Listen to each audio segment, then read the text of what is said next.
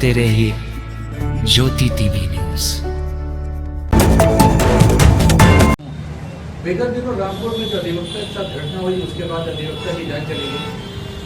अधिवक्ता समाज किस तरह आक्रोशित और क्या कहना चाहेगा? इस तरह की जो जघन्य हत्याएं लगातार देखने को मिल रही हैं, कहीं ना कहीं कोई ना कोई अप्रिय घटना हो रही है अधिवक्ता के साथ। देखिए, रामपुर में जो अधिवक्ता फारूक अहमद की हत्या की बात आप कर रहे हैं, वो अत्यंत ही जघन्य अपराध है। और जिस तरीके से एक अधिवक्ता जो बात करने के लिए किसी मुद्दे पर गया था, तो बातचीत का हल बातचीत से निकलता है, बातचीत का हल गोली से नहीं निकलता।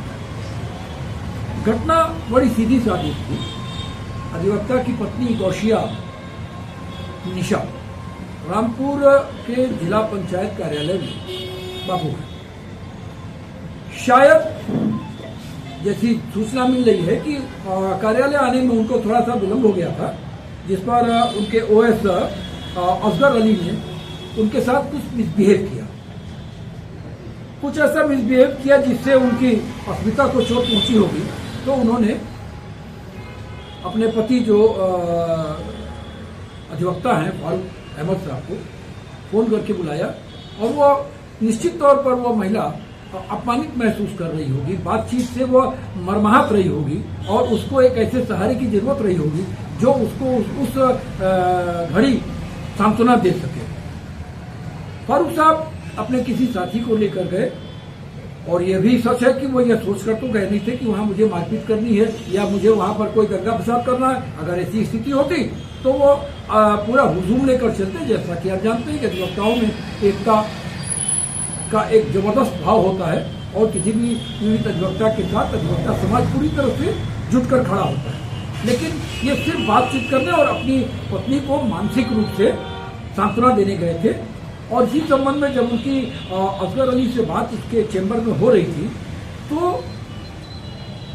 कुछ शब्दों के प्रयोग पर फारूक साहब रिएक्ट किए, और जिस पर असगर अली, चूंकि असगर अली अपने कार्यालय में थे, असगर अली के तमाम जानने वाले पहचानने वाले बाबू लोग उनके साथ थे, तो असगर अली आक्रोशित हो गए और अपनी रिवाल्वर पिस्टल निकाला उन्होंने, लाइसेंसी, और उससे उसको लेकर हाथापाई हुई है, जिसमें फारूक साहब के सीने में गोली लगी, और शायद उसी हाथापाई में एक गोली असगर अली के पेट में भी लगी है। मामला यह है कि क्या असगर अली को लाइसेंस दिया गया था? कचहरी परिसर में, कार्यालय परिसर में रिवॉल्वर लेकर आने के लिए अधिकृत थे? क्या असगर अली को ये अधिकार था कि उनके ऊपर क्या जान माल की हत्या की आशंका थी कि जिस पर उन्होंने आत्मरक्षा गोली चलाई? यह असगर अली का मनबड़ होना था, जो जिसने एक होनहार युवा अधिवक्ता की जान ले ली।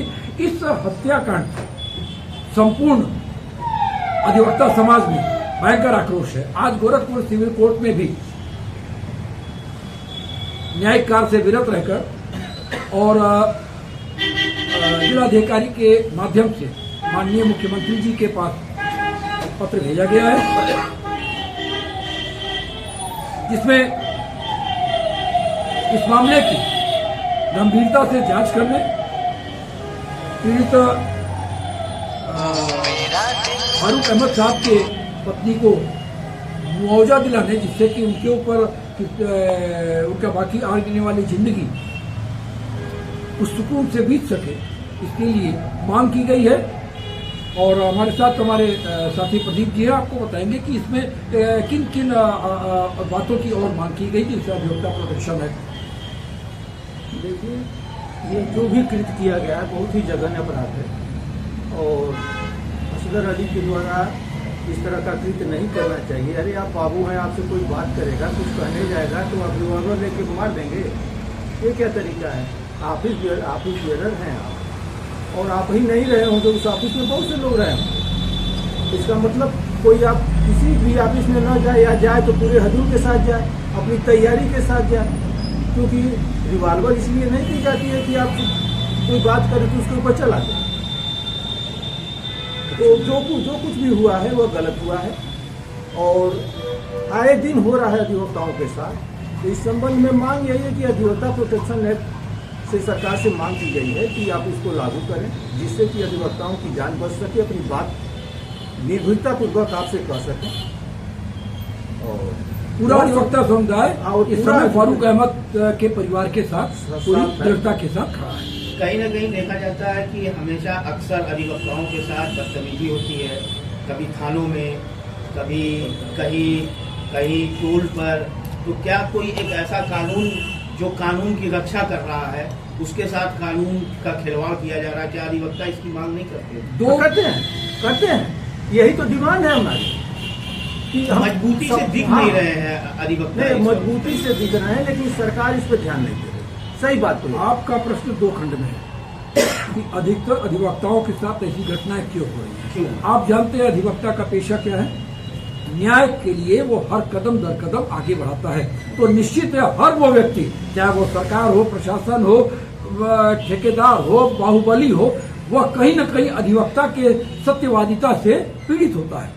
और इसलिए उसके सामने एक प्रश्न ये आता है कि अगर अधिवक्ता को हम शांत कर देंगे तो हमारे खिलाफ कोई कार्रवाई नहीं होगी। और इसी के लिए अधिवक्ता को कार्य करने का अवसर नहीं दिया जा रहा है। सरकारें भी इस पर मौन है, सरकार की भी मंशा बहुत साफ नजर नहीं आती है। इसीलिए अधिवक्ताओं को विखंडित किया जा रहा है, उनके तमाम ट्रिब्यूनल्स को अलग अलग किया जा रहा है, ताकि अधिवक्ता कई जगह में बढ़ जाए और उनकी एकता प्रभावित हो।